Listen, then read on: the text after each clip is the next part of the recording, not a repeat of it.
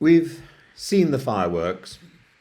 Nigel Farage smiling broadly, clutching a 6-vote by-election victory in Runcorn and Helsby like Caesar returning from Gaul.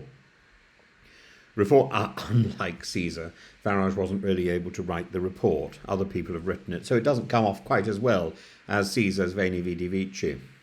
But Reform UK have stormed local councils, bagged mayoral offices and surged in the polls.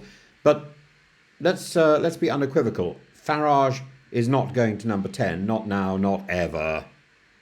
Reform's rise is real, but so is the weight of electoral history, the brutality of first past the post, and the failure of populist movements to survive the rigours of government. We have quite literally been here before. Nigel Farage has won before. In 2014, he declared UKIP's victory in the European elections the most extraordinary result in British politics for over 100 years. Within a year, the Conservatives had won a majority and Farage had failed to win South Thanet. That's the constituency where Farage was being guided by a man who, with relations to the National Front, that was his campaign manager, Heel.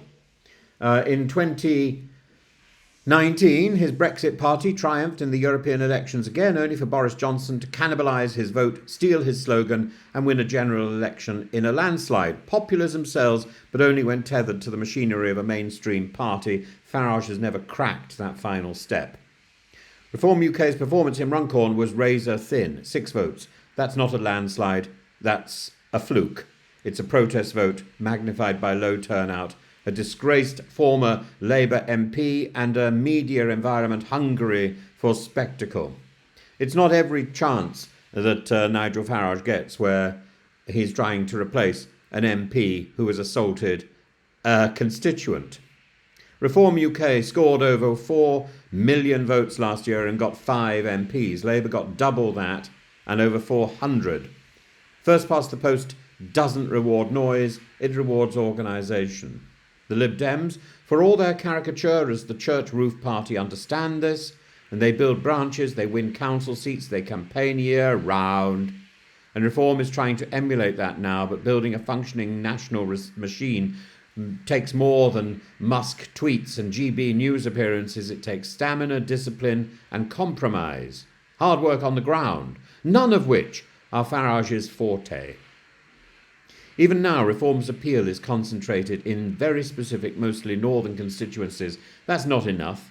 To govern, you need national breadth and resilience, and Farage is still a figure of protest, not of power. The real political earthquake is not Reform's noise, but the silent crumbling of the Conservative edifice. The Conservatives, the Tories, lost over 600 councillors. Kemi Badenoch called it a bloodbath. She wasn't wrong. And here's the twist. I mean, if she thinks she can stay in office, she is living in cloud cuckoo land, but that's not a land that is unfamiliar to her. Reform is not the only scavenger at this feast. The Lib Dems overtook the Conservatives in local elections for the first time in modern history. They now control Oxfordshire, Cambridgeshire and Shropshire. They've surged across the southern blue wall, and they did it quietly, methodically, and with far less media oxygen. They are the real centre-right alternative now, not Farage. While Reform storms Labour's red wall, the Lib Dems are quietly painting the Tory shires orange. And what of Labour? Certainly bruised. Losing Runcorn was symbolically disastrous, but it was their own mess. It was their own mess in holding out, in waiting, and failing to get rid of Amesbury at the first moment. Their national vote share fell, but Labour remains too big to fail.